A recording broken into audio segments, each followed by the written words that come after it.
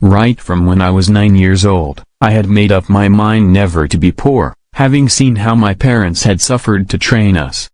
My elder sister, Hannah too, was forced into early marriage to Alhaji Ayuba, a popular car dealer in Gujwa, Zamfara state, as the fourth five, just to elevate the family's poverty. Hannah too was just 16 when she was given out in marriage, which automatically halted her education, making her stop school in SSS1. Unfortunately, her marriage never brought the desired proceed to the family.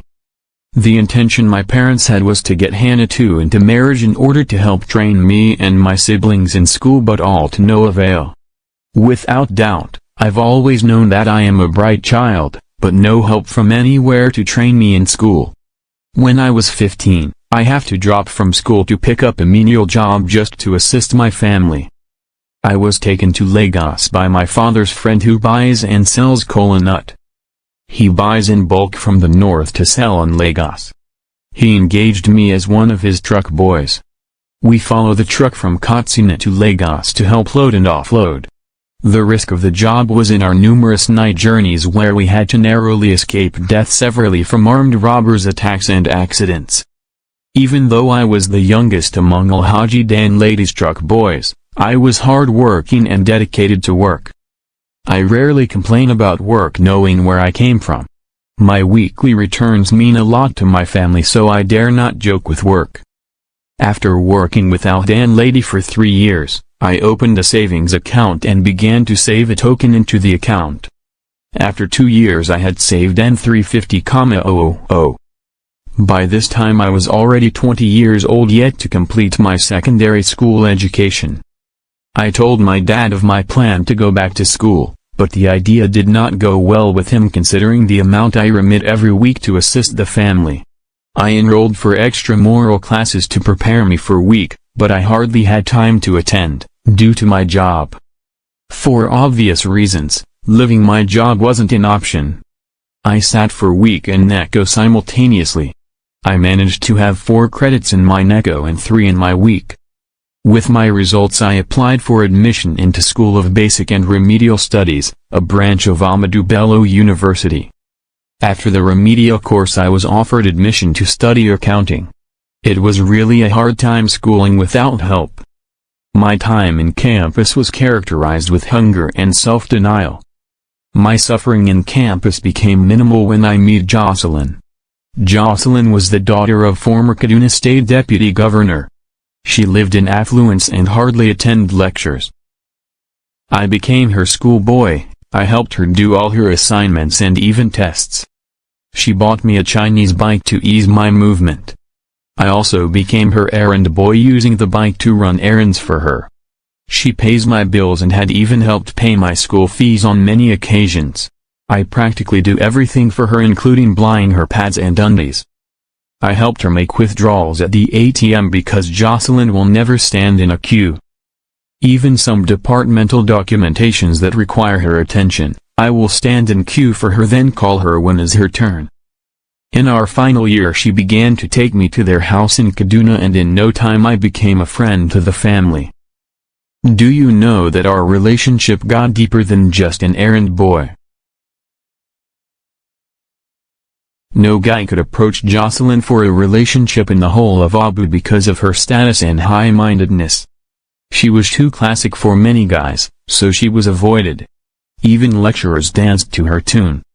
Her few female friends were just like a robot-like relationship. She dictated to them while they worshipped her like one semi-goddess. Even though she has money and everything she needed, you could still notice this emptiness and loneliness surround her. Money could not give her the true companionship she desired. Of course she began to make passes at me. Her pride will not let her come openly to ask me out. Even though I knew what she wanted, I didn't assume. I wanted her to humble herself and ask for what she wanted. It took Jocelyn so long time to make her intention known. She wants an affair with me. Jocelyn and I then began our relationship journey. That type of relationship where you really don't have a say.